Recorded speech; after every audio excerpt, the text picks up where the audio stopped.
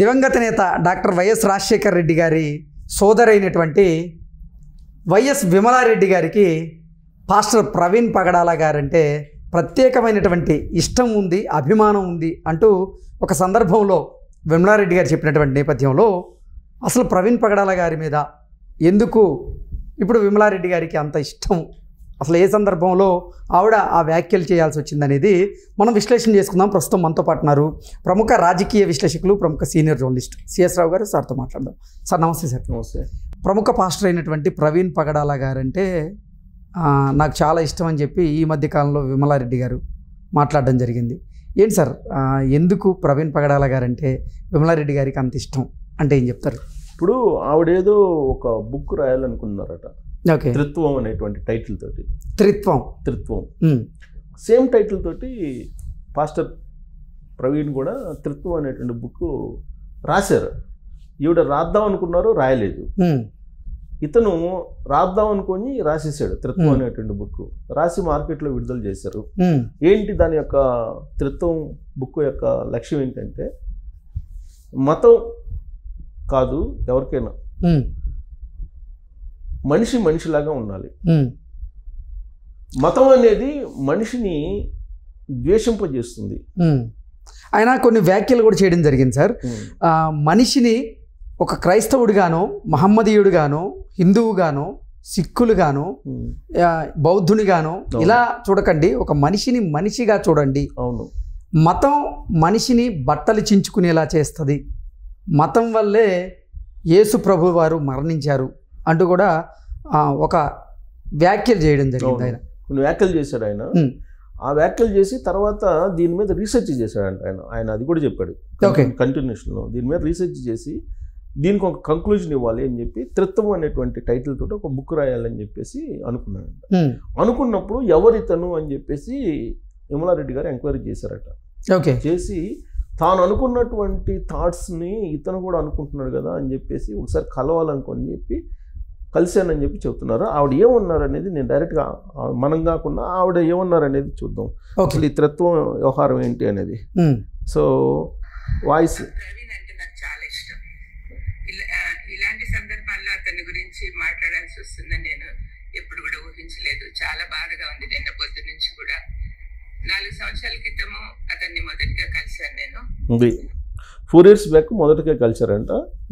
ఇతనంటే నాకు చాలా బాధగా ఉంది అని చెప్తున్నారు. 4 years బ్యాక్ కలిశారంట. ఎందుకు అంటే చాలా ఇష్టం, కానీ ఆయన చనిపోవడం బాధగా ఉంది. త్రిత్వం అనే బుక్ రాశాడు. నేను కూడా ఆ సమయంలో త్రిత్వము గురించి రాయడానికి మొదలు పెట్టాను. అందుకనే అతన్ని కలవాలని నాకు ఆశ కలిగింది. ఫోన్ చేయంగానే వచ్చి నన్ను సిపి ఆఫీస్లో కలిశారు. యవ్వన ప్రాయంలో దేవుని కాడెత్తుకొని ముందుకు సాగుతున్న ఆ బిడ్డను చూసి I was very impressed. Praveen అంటే నాకు చాలా ఇష్టం. అది త్రిత్వం అనేటువంటి బుక్ను ఈవిడ రాస్తున్న సమయంలోనే ఇతను రాసేసాడంట బుక్ని. ఈవిడేమో రాస్తున్నారట, ప్రవీణ్ ఏమో రాసేసాడట. ఎవరు అనేది తెలుసుకొని రమ్మని చెప్తే సిపి ఆఫీస్లో కలిశాను అంటున్నారు. మరి ఏ సిపి ఆఫీస్ ఏంటో మనకు తెలియదు. తక్కువ ఏజ్లోనే ఇతను చాలా మంచి ఒక బుక్ రాశాడు అనేటువంటి యాంగిల్లో అప్పటి నుంచి నాకు అతను అంటే ప్రత్యేకమైన అభిమానం. అందుకే నేను పిలిపించాను. 4 ఏళ్ల క్రితం నేను మాట్లాడాను అని చెప్పి చెప్తున్నారు. అంటే 4 years నుంచే ప్రవీణ్ పగడాల గారు తెలుసు. తర్వాత ప్రవీణ్ అంత్యక్రియల సందర్భంగా అక్కడ కూడా వచ్చారు. అక్కడ కూడా వచ్చి విమలారెడ్డి గారు మాట్లాడారు.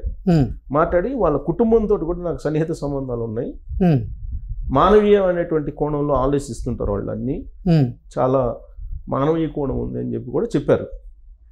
అంటే వాళ్ళ కుటుంబ సభ్యులకి అత్యంత సన్నిహితురాలుగా కనిపిస్తున్నారు విమలారెడ్డి గారు.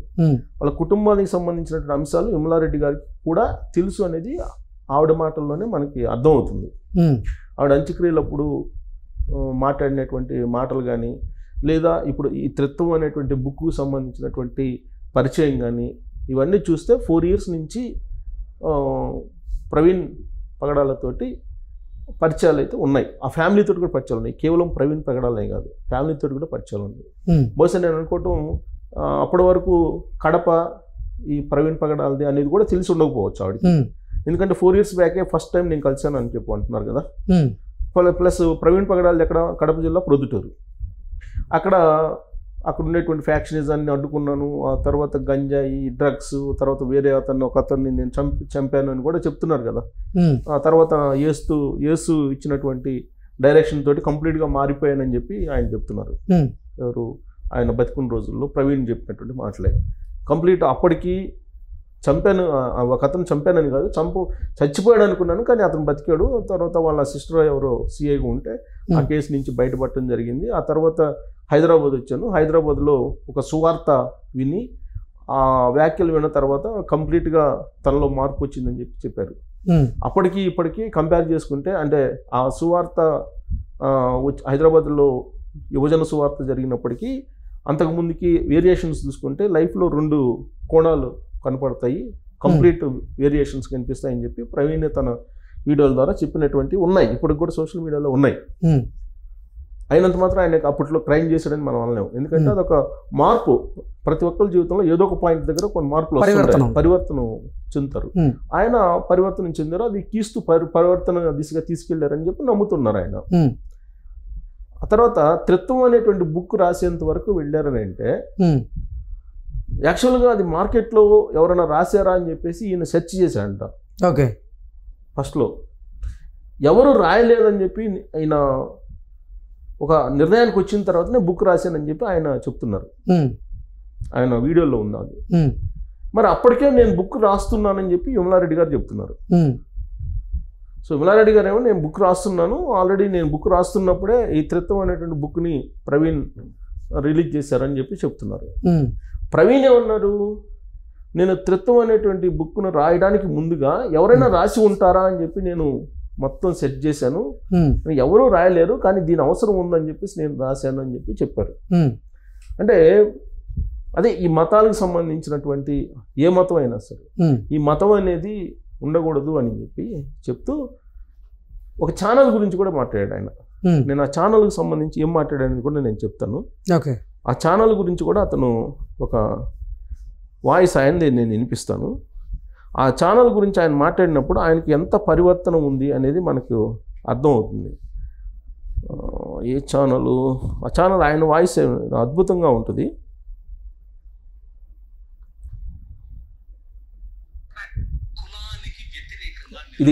ఇది ఆడియో. వాడు నీకంటే బెటర్ క్రైస్తవుడు. ఒకవేళ మీరు కులాన్ని పాటిస్తూ ఉంటే వాడేమంటాడంటే కులము అడిగేవాడు అడ్డగాడిదా అని వేస్తాడు టీవీలో. ఎత్తడేడా కనీసం వాడుకున్న బుద్ధి కూడా మీకు లేదంటే ఇక మీ కర్మ, దానికి నేనేం చేయలేదు. మళ్ళీ మీరు నేను పరలోకం పోవాలా అంటే దానికి కులం ఎత్తుకున్నవాడు పరలోకం కాదు కదా, ఏ లోకానికి పోడు, ఈ లోకంలోనూ వాడు బతకలేడు సరిగ్గా. ఎందుకంటే ఆ కులం పూసుకున్నాడు, ఆ కంపు వాడికి వస్తూ ఉంటది, అయినా వాడు దాన్ని సొగసు అనుకుంటాడు. కులము అడగద్దు, కులము చెప్పద్దు, కులంలో బతకద్దు, కులంలో పెళ్లిళ్ళు చేసుకోవద్దు. కులము అన్నది కొట్టేసి మిగిలిన అన్ని ప్రాతిపదికలు చూడండి. పెళ్లి అన్నది కేవలము ఒక స్త్రీకి ఒక పురుషునికి మధ్య మాత్రమే జరగాలి. కులానికి వ్యతిరేకంగా నిలబడండి. TV9 వాడు నీకంటే బెటర్ క్రైస్తవుడు. TV9 వాడు మీకంటే బెటర్ క్రైస్తవుడు అని చెప్తున్నాడు. అంటే ఒక ఛానల్ పేరు కూడా తీసుకొచ్చాడు. అంటే కులము మతాలు అనేవి ఈ సమాజాన్ని చీల్చేస్తాయి, దాని నుంచి బయటపడండి అని చెప్తున్నారు. మంచిది, అందుకే త్రిత్వం అనేటువంటి బుక్ రాశారు, దాని యొక్క లక్ష్యం కూడా అదే అని చెప్పి చెప్తున్నారు అనమాట. అందుకు నేను అది ఆడియో వినిపించా, ఆయన వాయిస్ ఆయన మాట్లాడింది. సో ఈ త్రిత్వం బుక్ ఆకర్షించింది విమలారెడ్డి గారిని. అప్పటి నుంచి ప్రవీణ్ పగడాల గారిని ఆవిడ కలవడం, వాళ్ళిద్దరూ పరిచయం, అక్కడ మానవీ కోణంలో ఫ్యామిలీ ఉంటూ ఇవన్నీ కూడా ఆవిడ చెప్తున్నారు. మరి అసలు ఈ త్రిత్వం వ్యవహారం ఏంటనేది కూడా మరి ఆలోచించాలి కదా. త్వరలో బయటికి రాబోతుందంటారా త్రిత్వం? మరి అసలు ఏంటి ఆ త్రిత్వం వెనక ఏం నడిచింది అనేది కూడా మనకి కొత్త కోణం అనమాట. ఇది సోషల్ మీడియాలో ఇప్పుడు వస్తుందన్నమాట. పైగా విమలారెడ్డి గారు ఆ రోజు ఏమన్నారంటే, అక్కడికి పోయి అంత్యక్రియల సందర్భంగా ఇది దేవుడి ప్రణాళిక, దీన్ని ఎవరు ప్రశ్నించడానికి కూడా లేదు అన్నారు. ఈ దేవుడి ప్రణాళిక, ప్రవీణ్ పాస్టర్ చనిపోవడం అనేది ఎవరు ప్రశ్నించే హక్కు కూడా లేదన్నారు ఆ వీడియోలో. సో ఇలాంటివన్నీ కూడా కొంత కొంతమందిని ఆలోచింపజేస్తున్నాయి. హిందూ సమాజాన్ని కూడా ఆలోచిస్తుంది. హిందూ సమాజంలో కొంతమంది ఇలాంటి డౌట్స్ ఎక్స్ప్రెస్ చేస్తున్నారు.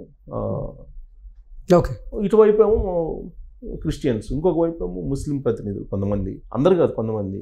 సో కాబట్టి దీనికి ఎక్కడో దగ్గర అన్ని కోణాల నుంచి దాన్ని పరిశీలించాలి. ఇప్పుడు ఈ త్రిత్వం ఏంటి, ఈ ప్రణాళిక ఏంటి, ఈ క్షమించేద్దాం అంటే ఏంటి, వీటన్నిటి మీద కూడా కొంత దృష్టి పెట్టాల్సినటువంటి అవసరం అయితే ఉంది. Okay sir, thank you so much.